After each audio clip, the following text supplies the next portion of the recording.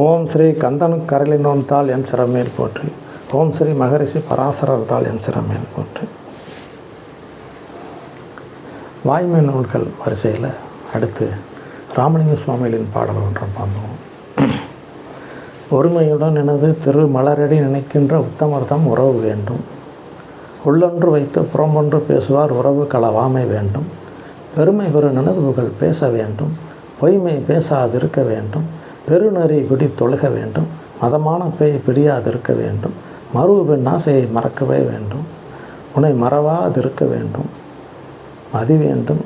நின்கருணை நிதி வேண்டும். நோயற்ற வாழ்வில் நான் வாழ வேண்டும்.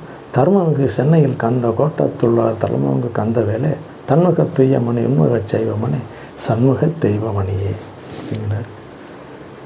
அப்போ ராமலிங்க சுவாமி வேண்டும் வேண்டும் பாசிட்டிவ் வேர்ட்ஸ் சொல்லக்கூடிய விஷயத்தை அவர் குறிப்பிடுறாரு. அவரோட உபாத்தியாயர் சொல்லக்கூடிய விஷயம் உலக நீதிங்கிற நூல், உலகநாத கவிராயர் பாடல், ஔவை போற்றிய பாடல்.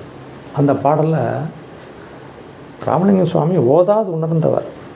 ஏதாவது ஒரு டைம் அவர் கல்வி சாலைக்கு போவார். அன்னைக்கு அந்த உபாத்தியாயர் அந்த பாடலை சொல்லி கொடுத்துட்ருக்காரு. அதை ராமலிங்க சுவாமி வாயை திறந்து சொல்லவே மாட்டேங்கிறாரு. அந்த பாடல் என்ன, அந்த 4 வரி அதையும் பார்த்துருவோம். ஓதாமல் ஒரு நாளும் இருக்க வேண்டாம். ஒருவரையும் பொல்லாங்கு சொல்ல வேண்டாம். மாதாவை ஒரு நாளும் மறக்க வேண்டாம். வஞ்சனைகள் செய்வாரோடு இணங்க வேண்டாம். போகாத இடந்தண்ணிலே போக வேண்டாம். போக விட்டு புறஞ்சொல்லி தெரிய வேண்டாம். வாகாரும் குறவருடைய வள்ளி பங்கன் மயிலேறும் பெருமானை வாழ்த்தாய் நெஞ்சு. இப்படியே வரிசையாக பாடல் போய்கிட்டே இருக்கும். இப்போ இதை ராமலிங்க சுவாமி சொல்லவே இல்லை. உபாத்தியாயர் மற்ற அவரோட சகாக்கள்லாம் சொல்கிறாங்க. இவர் மட்டும் ஐயா மட்டும் வாயவே திறக்கலை. ஏன் ராமலிங்கம் ஏதை சொல்ல மாட்டேங்கிறேன்னா, இது அபமாக முடியுது, வேண்டாம் வேண்டாம்னு முடியுது. அதனால் சுபமாக முடிகிறது மாதிரி நீங்கள் பாடம் நடத்துகிறா நான் சொல்கிறேங்கிறாரு. இல்லை, பாடலோட அர்த்தமே இது தானே. சுபமாக வேண்டும்னு முடித்தா அர்த்தம் மீனிங்கே மாறி போயிருமே. ஓதாமல் ஒரு நாளும் இருக்க வேண்டாம்னு சொல்கிறது தானே சரி அப்படின்னு சொல்கிறாரு உபாத்தியாயர் சொல்கிறாரு. அதுக்கு ஐயா சொல்கிறாரு, இந்த பாடலை விட்டுருங்க, வேறு ஒன்று வேண்டும் வேண்டும் சொல்லுங்கள் அப்படிங்கிறாரு. அப்போ எனக்கு தெரியாது, நீயே சொல்லு ராமலிங்கம் சொல்கிறப்ப தான் அந்த ஓதாமல் ஒரு நாளும் இருக்க வேண்டாங்கிற அந்த வேண்டாங்கிறத சொல்லக்கூடாது அப்படிங்கிறதுக்கு பதிலாக தான் ஒருமையுடன் எனது திரு மலரடி நினைக்கின்ற உத்தமர்தம் உறவு வேண்டும் இந்த சொல்லிய பாடலை பாடுறாரு.